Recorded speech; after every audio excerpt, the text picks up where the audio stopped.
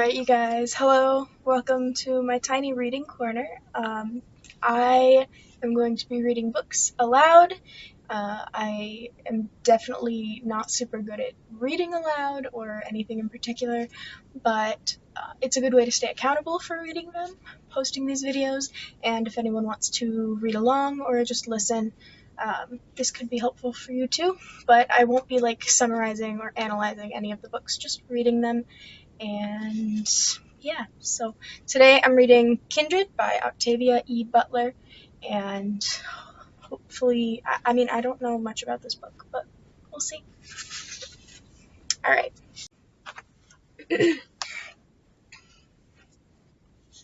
Alright.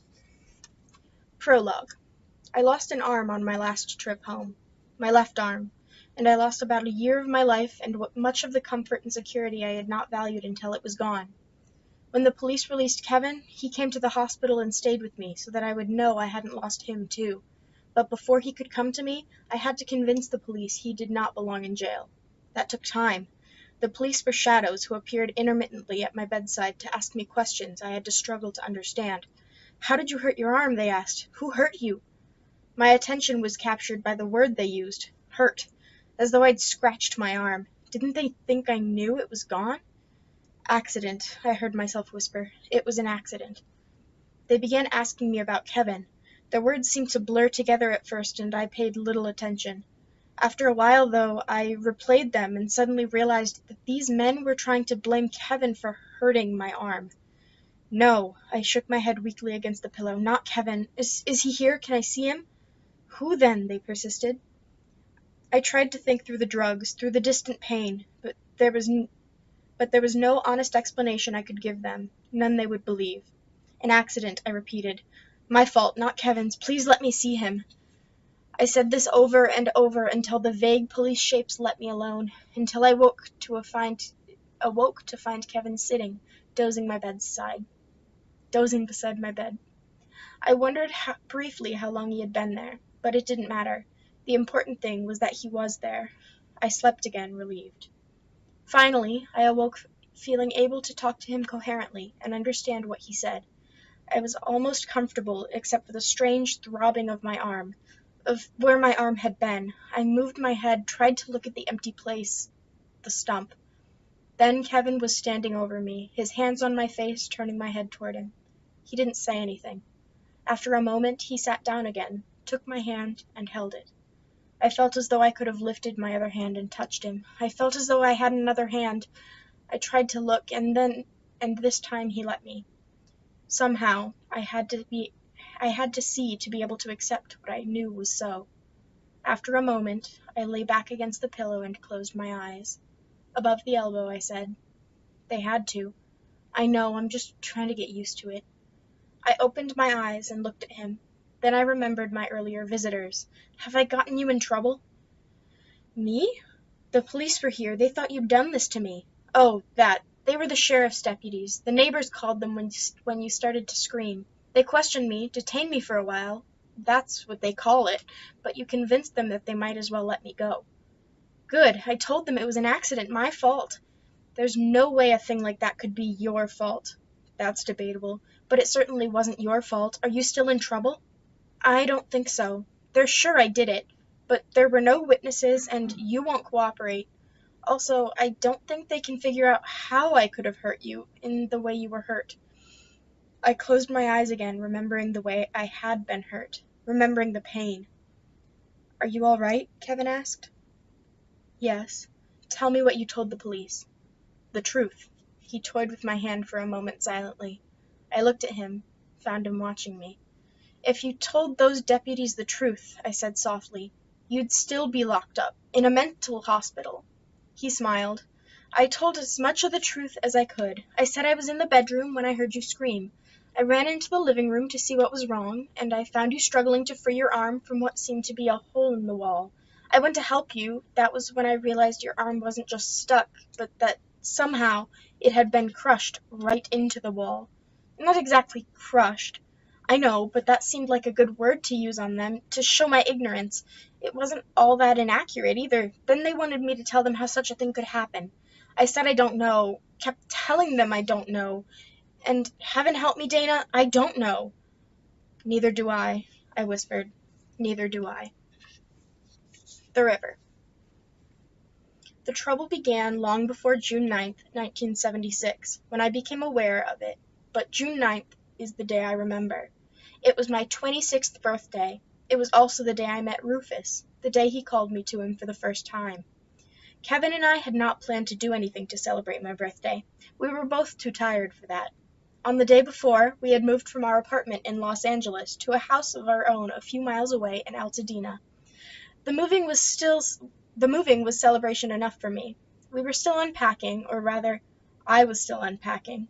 Kevin had stopped when he got his office in order. Now he was closeted there, either loafing or thinking because I didn't hear his typewriter. Finally, he came out to the living room, where I was sorting books into one of the big bookcases. Fiction only. We had so many books, we had to try to keep them in some kind of order. "What's the matter?" I asked him. Nothing. He sat down on the floor near where I was working, just struggling with my own perversity. "You know, I had a half a dozen ideas for that Christmas story yesterday during the moving, and none now when there's time to write them down. Not a one." He picked up a book, opened it, and turned a few pages. I picked up another book and tapped him on the shoulder with it. When he looked up, surprised, I put a stack of nonfiction down in front of him. He stared at it unhappily. "Hell, why'd I come out here?" "To get more ideas. After all, they'd come to you when you're busy." He gave me a look that I knew wasn't as malevolent as it seemed. He had the kind of pale, almost colorless eyes that made him seem distant and angry whether he was or not. He used them to intimidate people. Strangers. I grinned at him and went back to work.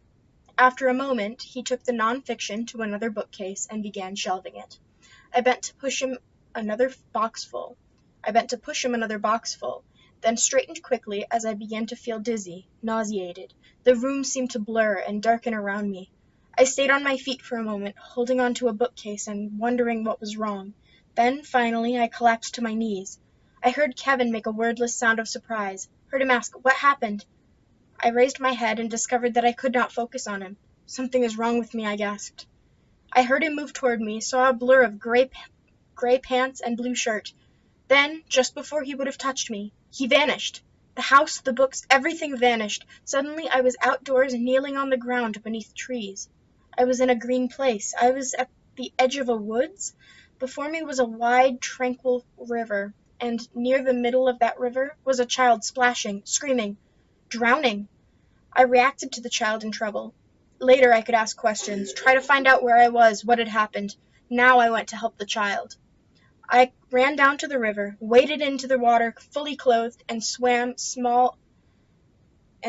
quickly to the child. He was unconscious by the time I reached him, a small red-haired boy floating, face down. I turned him over, got a good hold on him so that his head was above water, and towed him in. There was a red-haired woman waiting for us on the shore now, or rather, she was running back and forth, crying on the shore. The moment she saw that I was waiting, she ran out, took the boy from me, and carried him the rest of the way, feeling and examining him as she did. "He's not breathing!" she screamed. Artificial respiration. I'd seen it done, been told about it, but I had never done it. Now was the time to try. The woman was in no condition to do anything useful, and there was no one else in sight. As we reached the shore, I snatched the child from her. He was no more than 4 or 5 years old, and not very big. I put him down on his back, tilted his head back, and began mouth-to-mouth resuscitation. I saw his chest move as I breathed into him. Then, suddenly, the woman began beating me. "You killed my baby!" she screamed. "You killed him!" I turned and managed to catch her pounding fists. "Stop it!" I shouted, putting all the authority I could into my voice. "He's alive!" Was he? I couldn't tell. Please, God, let him live. "The boy's alive! Now let me help him!" I pushed her away, glad she was a little smaller than I was, and turned my attention back to her son. Between breaths, I saw her staring at me blankly. Then she dropped to her knees beside me, crying. Moments later, the boy began breathing on his own, breathing and coughing and choking and throwing up and crying for his mother. If he could do all that, he was all right. I sat back from him, feeling lightheaded, relieved. I had done it. "He's alive!" cried the woman. She grabbed him and nearly smothered him. "Oh, Rufus, baby!" Rufus. Ugly name to inflict on a reasonably nice-looking little kid. When Rufus saw that it was his mother who held him, he clung to her, screaming as loudly as he could. There was nothing wrong with his voice anyway. Then, suddenly, there was another voice. "What the devil's going on here?" A man's voice, angry and demanding. I turned, startled, and found myself looking down the barrel of the longest rifle I had ever seen. I heard a metallic click, and I froze, thinking I was going to be shot for saving the boy's life. I was going to die. I tried to speak, but my voice was suddenly gone. I felt sick and dizzy. My vision blurred so badly I could not distinguish the gun or the face of the man behind it. I heard the woman speak sharply, but I was too far gone into sickness and panic to understand what she said. Then the man, the woman, the boy, the gun, all vanished. I was kneeling in the living room of my own house again, several feet from where I had fallen minutes before. I was back at home, wet and muddy, but intact. Across the room, Kevin stood frozen, staring at the spot where I had been. How long had he been there? Kevin? He spun around to face me. "What the hell? How did you get over there?" he whispered. "I don't know. Dana, you—" He came over to me, touched me tentatively, as though he wasn't sure I was real. Then he grabbed me by the shoulders and held me tightly. "What happened?" I reached up to loosen his grip, but he wouldn't let go. He dropped to his knees beside me. "Tell me," he demanded. "I would if I knew what to tell you. Stop hurting me." He let go of me finally, stared at me as though he just recognized me. "Are you all right?" "No." I lowered my head and closed my eyes for a moment. I was shaking with fear, with residual terror that took all the strength out of me. I folded forward, hugging myself, trying to be still. The threat was gone, but it was all I could do to keep my teeth from chattering. Kevin got up and went away for a moment. He came back with a large towel, wrapped it around my shoulders. It comforted me somehow, and I pulled it tighter. There was an ache in my back, and shoulders where Rufus's mother had pounded with her fists. She had hit harder than I'd realized, and Kevin hadn't helped. We'd sat there together on the floor, me wrapped in a towel, and Kevin with his arm around me, calming me just by being there. After a while, I stopped shaking.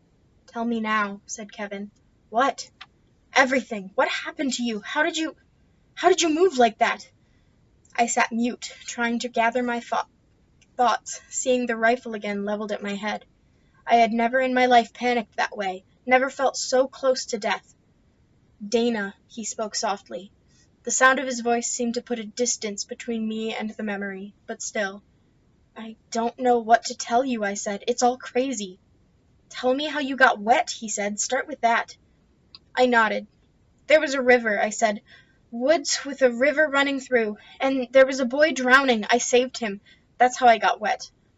I hesitated, trying to think, to make sense. Not that what had happened to me made sense, but at least I could tell it coherently. I looked at Kevin, saw that he held his expression carefully neutral. He waited.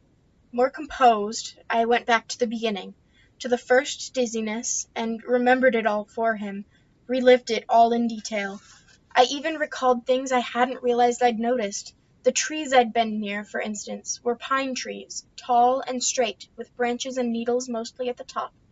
I had noticed that much somehow in the instant before I had seen Rufus, and I remembered something extra about Rufus's mother, her clothing, and I remembered She had worn a long dress that covered her from neck to feet, a silly thing to be wearing on a muddy river bank, and she had spoken with an accent, a southern accent, and then there was the unforgettable gun, long and deadly. Kevin listened without interrupting. When I was finished, he took the edge of the towel and wiped a little of the mud from my leg. "This stuff had to come from somewhere," he said. "You don't believe me?"